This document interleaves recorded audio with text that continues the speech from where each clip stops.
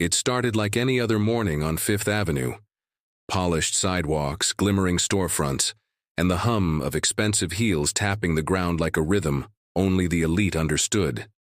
Inside one of the most luxurious fashion houses in the city, with its glass shelves lined with handbags worth more than a car, a woman stood still, her eyes scanning the collection with quiet admiration. She wasn't loud, she wasn't flashy, but she had a calm presence that turned heads, a quiet kind of power that didn't scream for attention. She wore a tan trench coat, her natural hair brushed neatly behind her ears, and her gaze was steady. Her name was Dana. To most onlookers, she might have seemed like just another well-dressed shopper, but the store manager didn't see her that way. Her eyes darted toward Dana with suspicion, lips curling slightly in disdain. Without so much as a welcome, she stepped forward. "Can I help you?" she asked, voice sharp like she was already expecting a problem. Dana looked up, smiled politely. "Just browsing, thank you." The manager didn't smile back.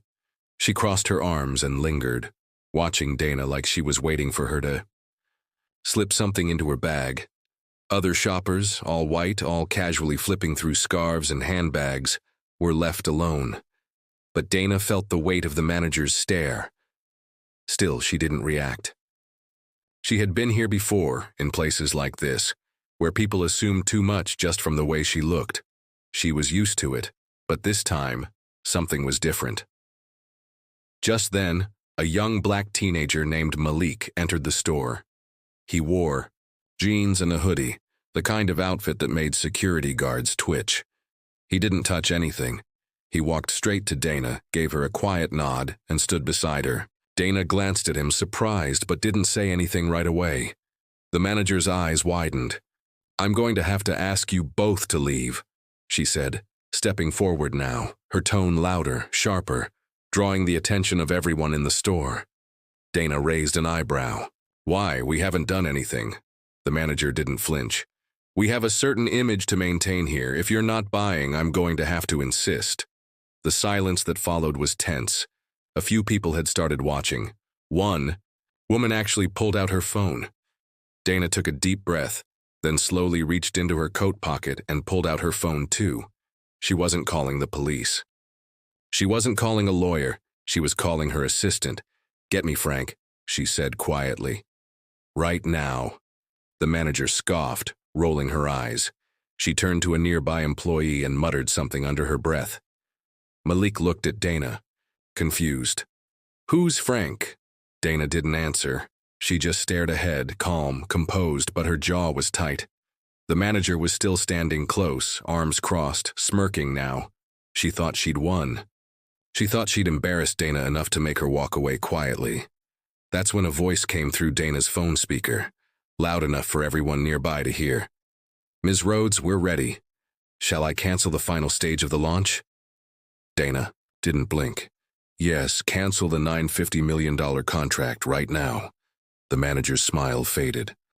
What contract?" she asked, her voice cracking for the first time. Dana turned slowly, locking eyes with her. "The celebrity partnership your company was about to announce tomorrow. The one that was supposed to change everything. For your brand. I was here to sign off on it personally." The silence in the store was deafening. Every shopper, every employee, even Malik, they all froze. The smugness drained from the manager's face. Her hands trembled slightly as she tried to speak. I didn't know." Dana didn't give her a second glance. She turned to Malik. "Come on, let's go." As they walked out, heads turned. Cameras clicked, people whispered. The store manager stood rooted in place, watching her career slip through her fingers like sand. What was supposed to be a normal day had just turned into the worst moment of her professional life. But just as Malik and Dana stepped outside into the sunlight, something else happened that would make this day unforgettable for an entirely different reason. A bus pulled up to the curb nearby.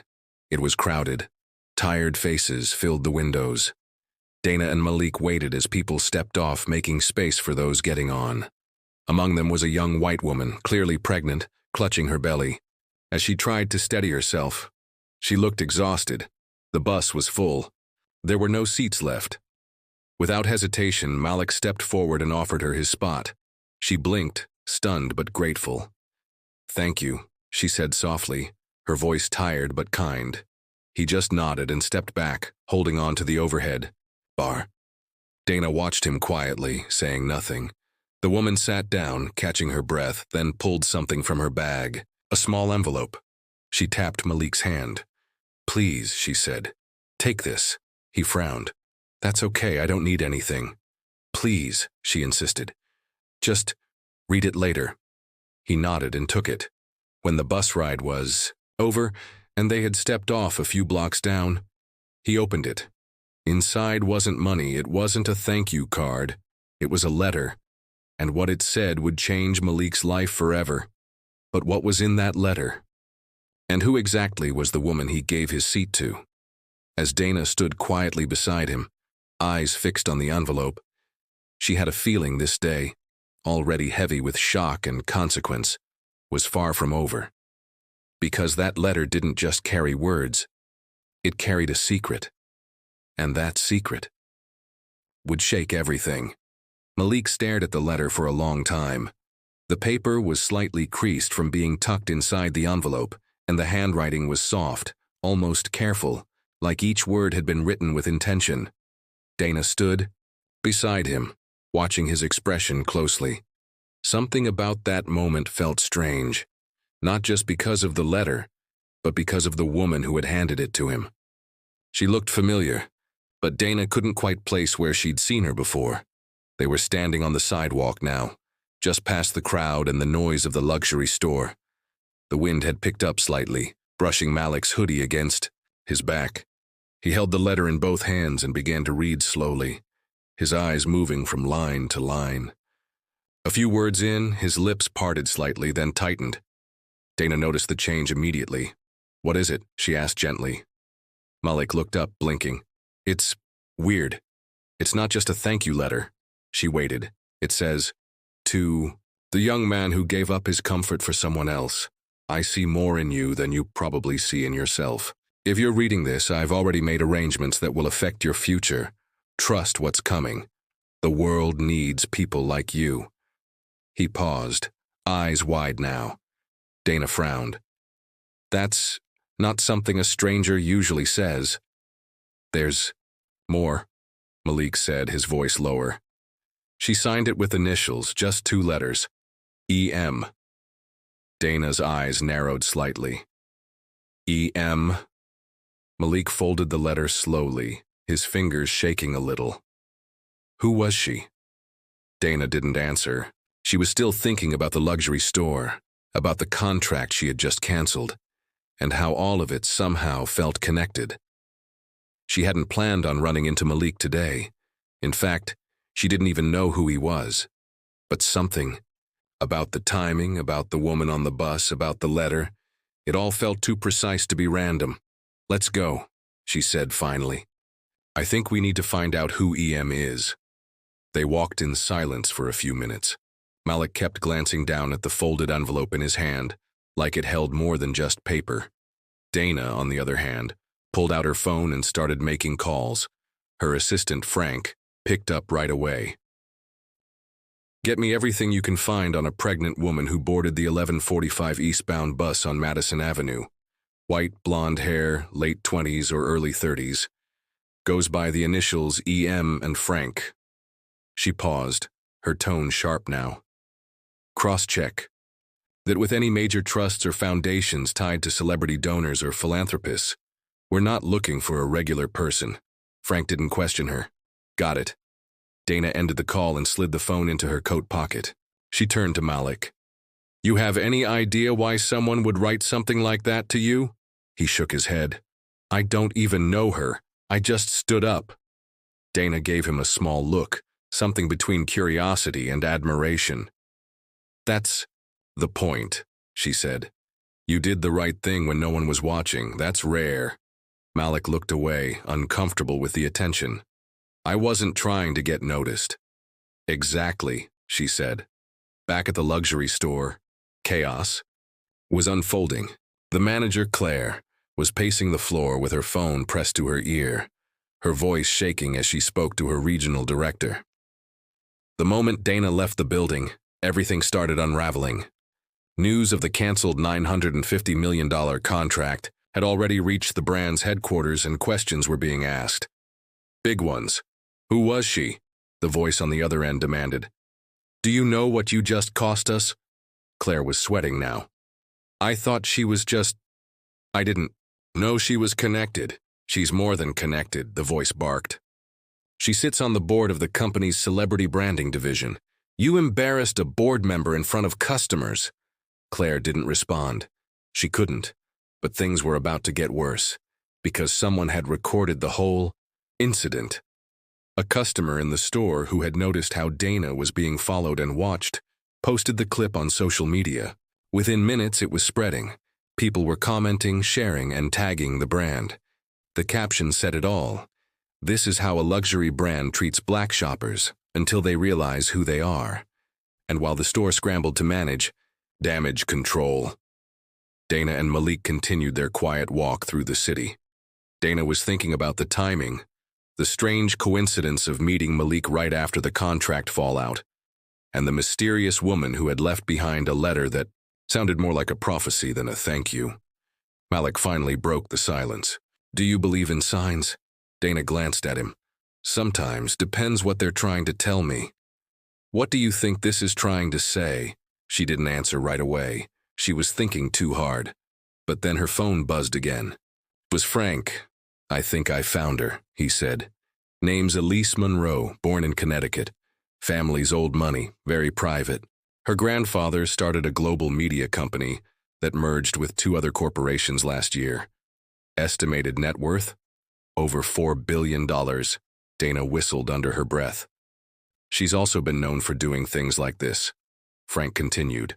Quiet philanthropy. Doesn't like press. Last year, she paid off an entire college class's student debt under a fake name.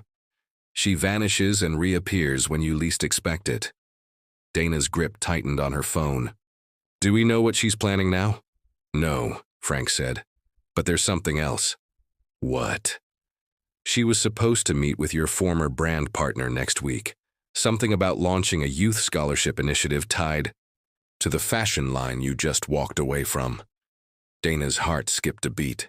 So Elise Monroe wasn't just a kind stranger on a bus. She was tangled in the same world Dana had just shaken up, and somehow Malik was now at the center of it. Keep digging, Dana said, and get me a copy of her full travel schedule. She's not doing all this by accident. When she hung up, she turned to Malik. I think you just walked into something a lot bigger than you realize. He laughed, nervously. Yeah, well, if someone wants to give me free college or something, I won't complain. Dana didn't smile. Her eyes were serious now. This isn't about college. This is about influence, power, change. Malik looked at her, confused, and that's when Dana realized he had no idea how important he might be and what was coming next. And neither did Elise Monroe. Not yet. But soon, everyone would. Malik didn't sleep much that night. He lay on his bed staring at the ceiling, replaying the moment on the bus, the letter, Dana's words, and the sudden swirl of chaos that followed. He was just a high school senior. He had a part-time job at the local library and spent most of his time helping his mom around the house or tutoring his little sister with her homework. None of this made sense, and yet somehow it was real. He kept the letter beside him on the nightstand, folded neatly like a fragile piece of something bigger, hope, or maybe a test. He wasn't sure yet. Meanwhile, Dana was pacing in her office. The city lights blinked outside her windows, but she hardly noticed. Her mind was spinning. The board was furious over the contract fallout. The brand's name was trending for all the wrong reasons, and the viral video was now climbing past 2 million views. And it wasn't just bad PR. There were whispers about boycotts, celebrity clients pulling out, and quiet calls from investors demanding answers. But Dana didn't care about the money. Not anymore. What haunted her now was how blind she had been. How she had spent years working in boardrooms full of polished people pretending to care about change, while turning their backs on the very people who made it possible. And now, this letter, this boy, this woman on a bus, was exposing all of it in a way that no press release or rebranding campaign could fix. Somewhere across the city, Elise Monroe sat alone in a quiet cafe. No cameras, no security, just a pair of glasses and a scarf covering her identity. She watched the headlines roll across her phone screen, her expression unreadable. A news anchor was calling the luxury store incident a turning point for racial accountability in high-end fashion. Another article speculated about her involvement, but no one had confirmed it yet. That was just how she liked it. Elise had learned long ago that true change didn't come with applause. It came with disruption, quiet ones, sudden ones, the kind that left people unsettled. She thought about Malik, his quiet kindness, and the way he hadn't expected anything in return for his small act of decency. That's what she had seen in him, a reflection of something the world had forgotten, and maybe, just maybe, the kind of person who could shake it awake again. Back at the store, Claire was trying to fix the damage. She'd called in favors, offered discounts to influencers, and even tried reaching out to Dana with an apology. But none of it worked, because this wasn't about money anymore. It was about a shift, one that was happening faster than she could control. Her staff was uneasy. Some were whispering about resigning, others were just trying to stay out of the spotlight. And in the back room, a junior associate named Jordan was reviewing the security footage over and over. Jordan had seen the way Claire treated Dana, and though he didn't say anything at the time, the guilt was sitting heavy on his chest. He'd joined the company believing it stood for excellence. Now he wasn't so sure. Outside the spotlight, Malik's life was starting to change in ways he didn't expect. At school, teachers were suddenly treating him differently. One even asked if he'd consider speaking at the next assembly. He'd been shy all his life, never wanting attention. But now, everyone was watching. Some students praised him, others gave him side eyes and whispered that he was just lucky. Malik kept his head down, trying to focus on finals, but it was impossible to ignore what was happening. One afternoon, Dana showed up at his school unannounced. She waited near the front office, calm and collected as always. When Malik saw her, he blinked, surprised. "We need to talk," she said.